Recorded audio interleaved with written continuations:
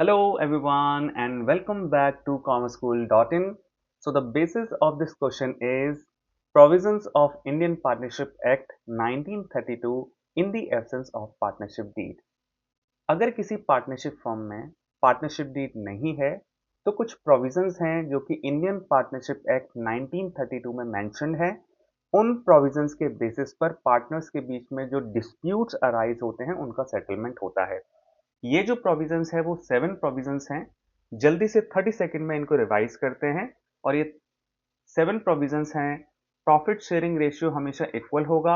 Interest on capital allow नहीं होगी। Interest on drawing भी अलाउ नहीं होगी।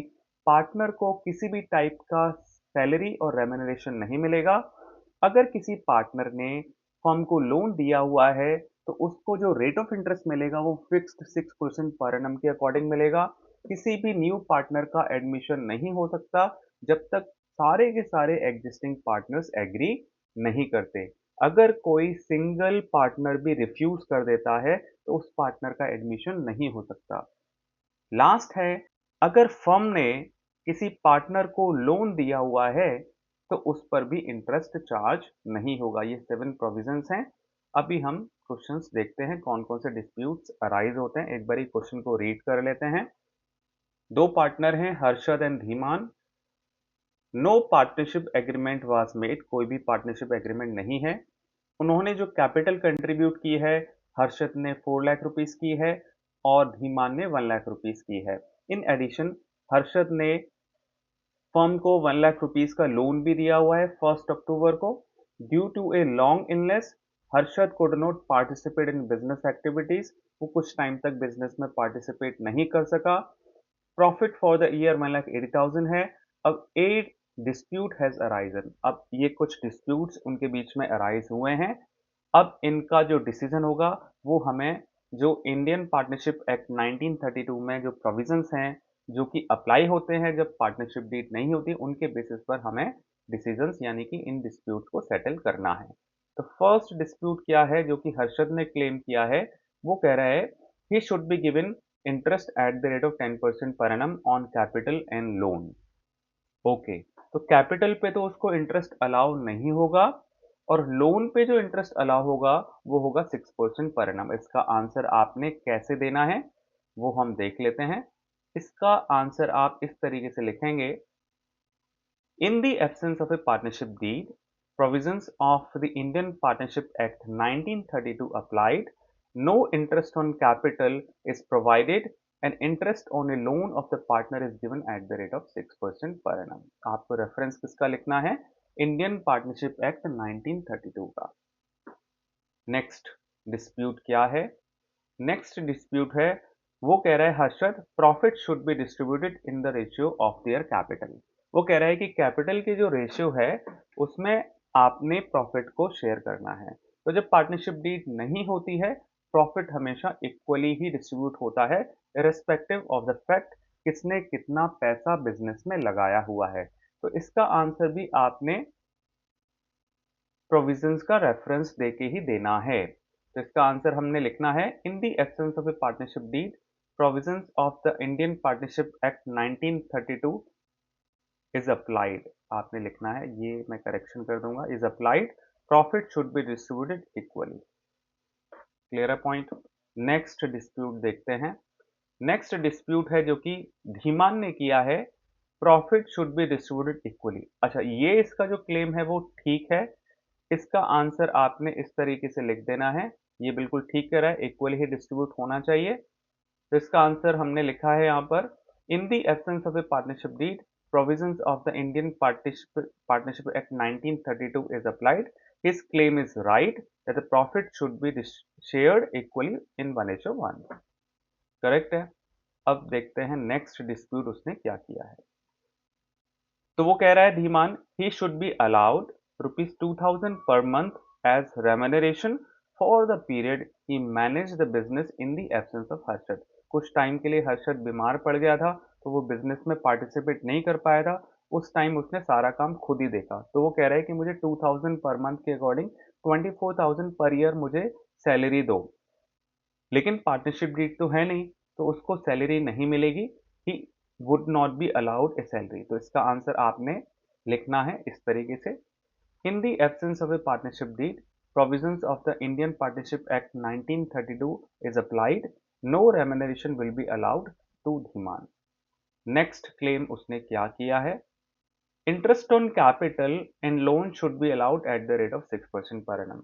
अब इसमें जो इसका एक क्लेम है लोन पर वो तो ठीक है, लेकिन कैपिटल का जो क्लेम है 6% पर एनम का वो उसको अलाउ नहीं होगा, कैपिटल पर इंटरेस्ट उसको अलाउ नहीं होगी। तो इसका आंसर भी आपने इसी तरीके से लिख देना है, in the absence of a partnership deed, provisions of the Indian Partnership Act 1932 is applied, no interest on capital is provided and interest on a loan of partner is given at the rate of 6% per annum। तो यहाँ पर उसका एक claim ठीक था और एक claim उसका गलत था। डिस्प्यूट तो पार्टनर्स के हमने सॉल्व कर दिए हैं, लेकिन क्वेश्चन बोल रहा है कि आप इसका profit and loss appropriation account भी बना दें। तो चलिए इसका profit and loss appropriation account बनाते हैं। अगर हम क्वेश्चन को एनालिसिस करें तो यहाँ एक तो आपको गिवन है प्रॉफिट, ये जो प्रॉफिट है वो profit for the year ended है, ये पार्टनर्स में डिस्ट्रीब्यूट होगा, लेकिन किस रेशियो में होगा, 1:1 में, क्योंकि पार्टनरशिप डीड नहीं है। इसके अलावा हर्षद ने जो लोन दिया था फर्म को 1 लाख रुपीस का, और वो दिया था 1 अक्टूबर पर, यानी कि इस पर 6 मंथ्स का इसको रेट ऑफ इंटरेस्ट मिलना चाहिए 6% पर एनम के अकॉर्डिंग। लेकिन ये जो लोन पार्टनर ने फर्म को दिया हुआ है ये चार्ज अगेंस्ट प्रॉफिट माना जाता है।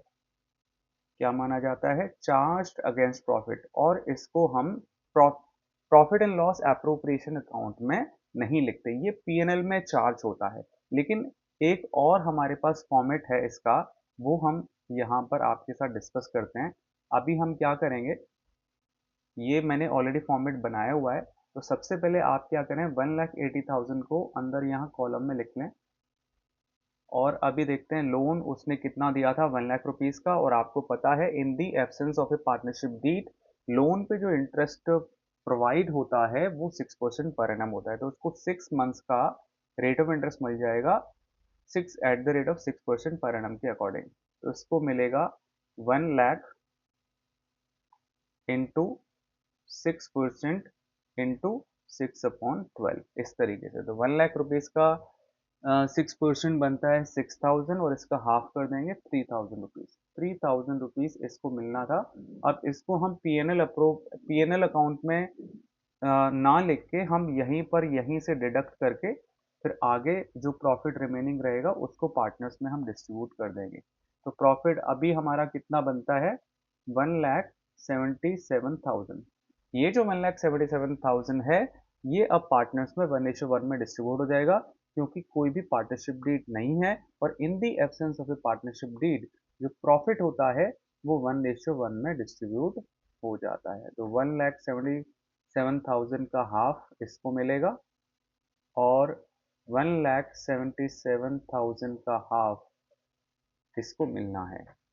तो अभी कितना हो गया हाफ इसका, 1 लाख रुपीज का हाफ 50,000, 70,000 का हाफ 35,000, और 3,500, तो ये हो जाएगा 85,000 और 3,500, तो ये 88,500 हो जाएगा। तो अभी आप आंसर में देखें कितना बोल रहे हैं, आंसर में 88,500। तो अभी 88,500 इसको मिलना है,